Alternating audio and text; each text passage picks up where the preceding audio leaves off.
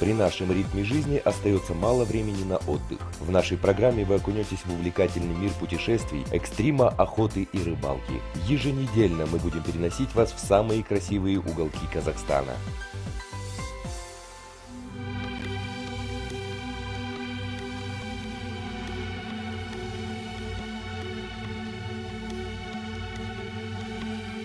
Мог ли 20 лет назад кто-нибудь из нас даже мечтать об охоте в Африке? Эта страна была мечтой для многих охотников. Сейчас такое путешествие может себе позволить практически любой желающий. Самый скромный пакет из 5 животных можно приобрести за 2400 евро.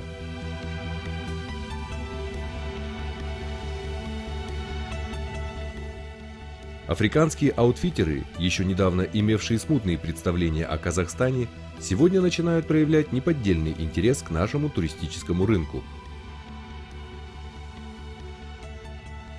Нам посчастливилось поохотиться в кемпе Масада Лодж, частном охотничьем заказнике Бурчил Game Reserve. Место охоты было выбрано не случайно. Компания Frontier Safaris за 100 лет работы в охотничьем бизнесе приобрела мировую известность.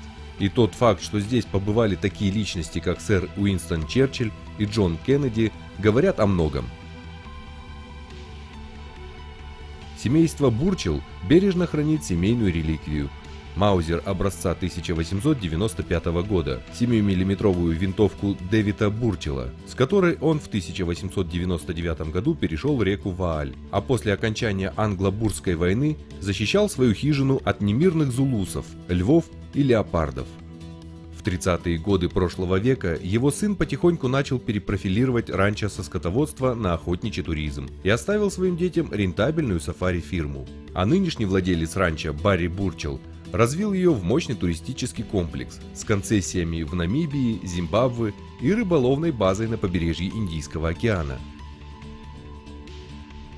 Game Reserve дословно переводится как «охотничий заповедник», но по сути дела, в нашем понимании, это охотничье хозяйство площадью 25 тысяч гектаров.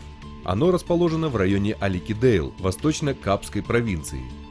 Это основная территория народа Коса, из которой произошли многие известные южноафриканцы, включая президентов ЮАР Нельсона Манделу и Табо Мбеки.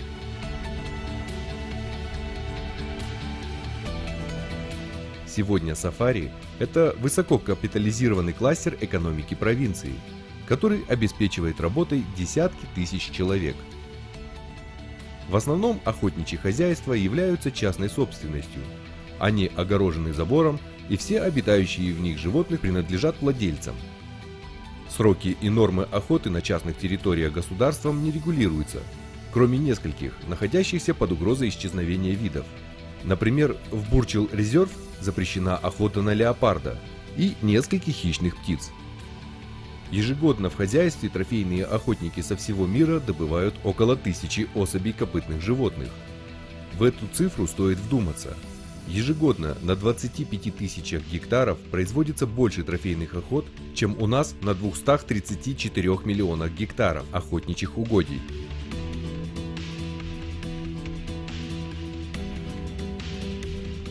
Ночи в Южной Африке очень темные. Светает быстро, не успел зарозоветь горизонт, а через 10 минут из-за него, как шар в боулинге, выкатывается солнце. В 5:30 у нас завтрак. Шведский стол, как в хорошей гостинице. 5-6 основных блюд и 10-2 закусок. Хочется попробовать и то, и другое, и третье. В сентябре в знойной жаркой Африке было довольно холодно. По утрам в машинах запотевали стекла, а люди кутались в теплые куртки. Ведь ранчо расположено на 33-й параллели, а значит там сейчас что-то вроде нашей весны. И хотя вегетационный период длится круглый год, в сентябре флора готовится к цветению, а животные, соответственно, к выводу молодняка.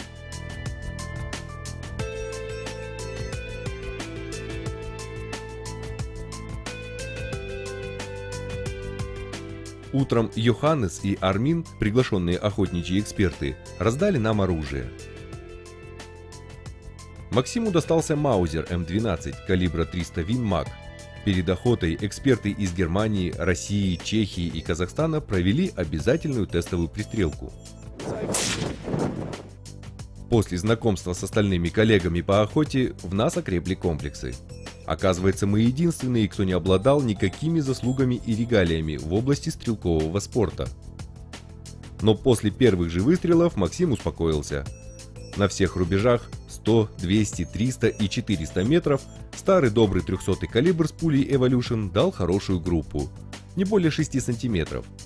Конечно, слабые достижения со спортивной точки зрения, но для охоты вполне даже ничего.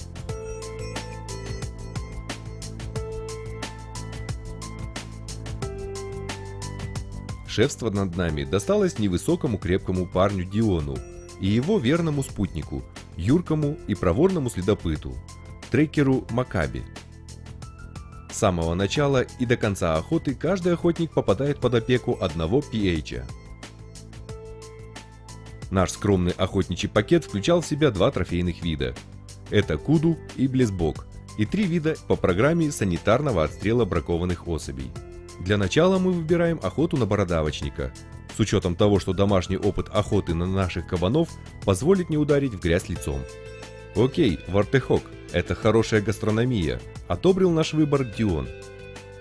Его Land Cruiser не спеша петляет по едва различимой в густом буше гористой местности.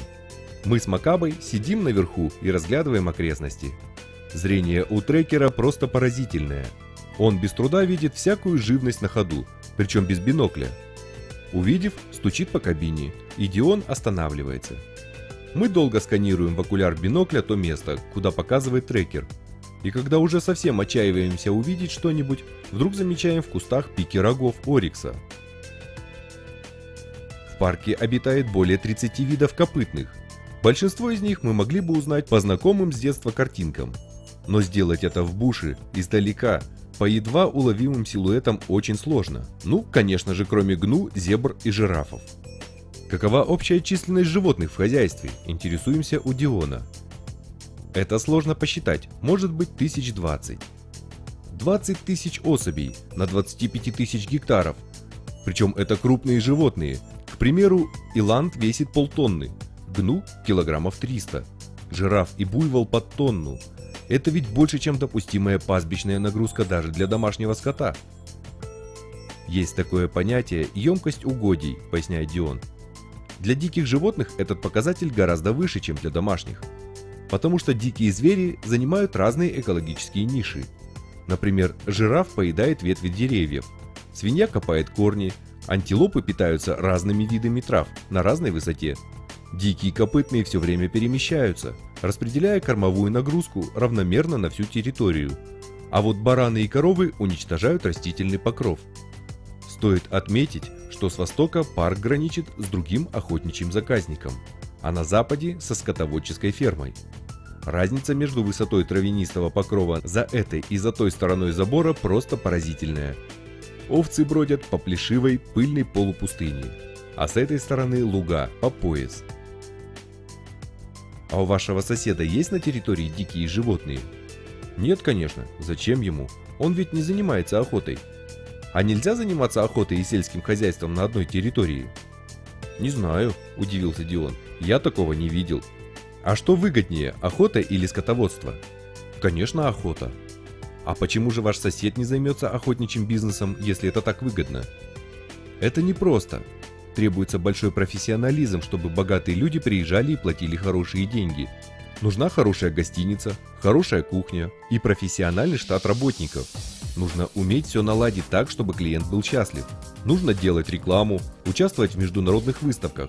Главное, все это делать хорошо. Это не каждый может. Для некоторых проще разводить овец. А какое наказание ждет браконьера? От полугода до 3 лет тюрьмы. У нас же демократическое государство. В некоторых африканских странах рейнджеры имеют право стрелять по браконьерам на поражение, а у нас это запрещено.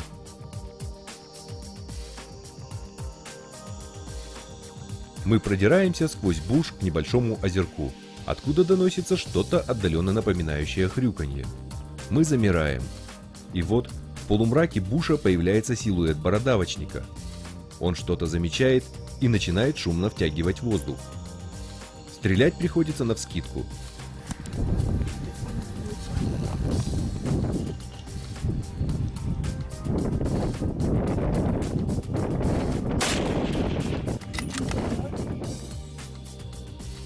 Гастрономическая программа выполнена.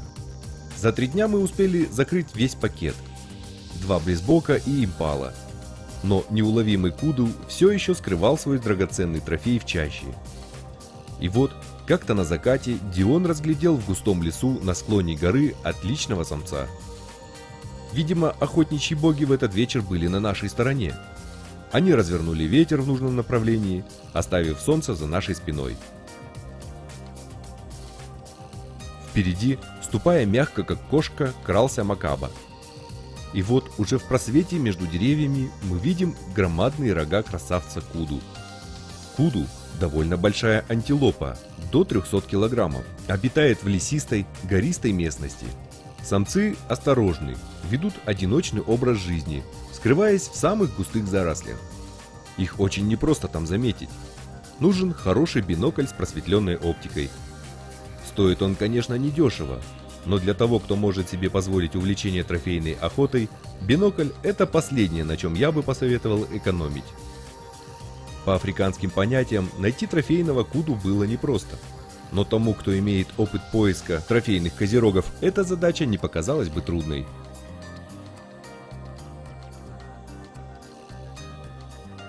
До того, как выбрать трофейное животное, наш PH Дион долго разглядывал несколько других самцов. Вроде бы у них были неплохие рога, но он их явно забраковал. На наш вопрос, почему они нам не подходят, он просто ответил: молодые производители. Мы сначала не придали значения его словам, а потом вдруг поняли, что мы стали свидетелями очень важного фактора в области управления ресурсами охотничьих животных. Все 800 охот в парке Бурчил носят селекционный характер, то есть отстреливаются не самые лучшие производители, как у нас, а бракованные или вышедшие из репродуктивного возраста особи.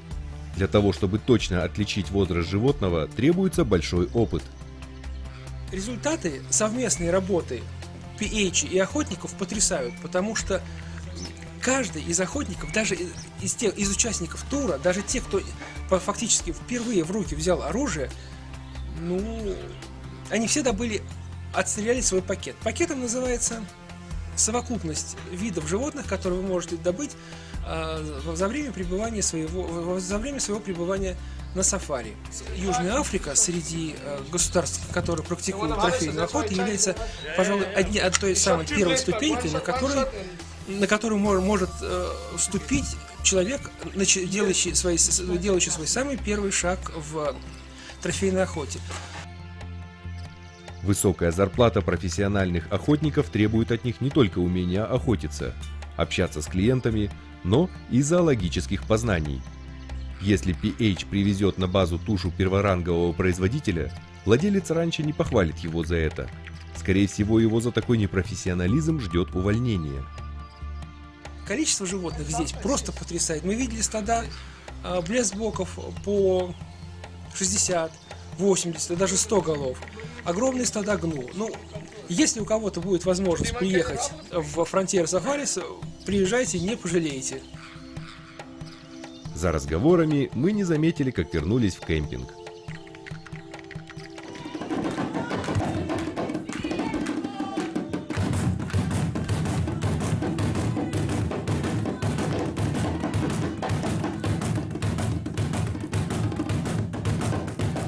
Здесь девушки из соседнего селения устроили настоящий праздник.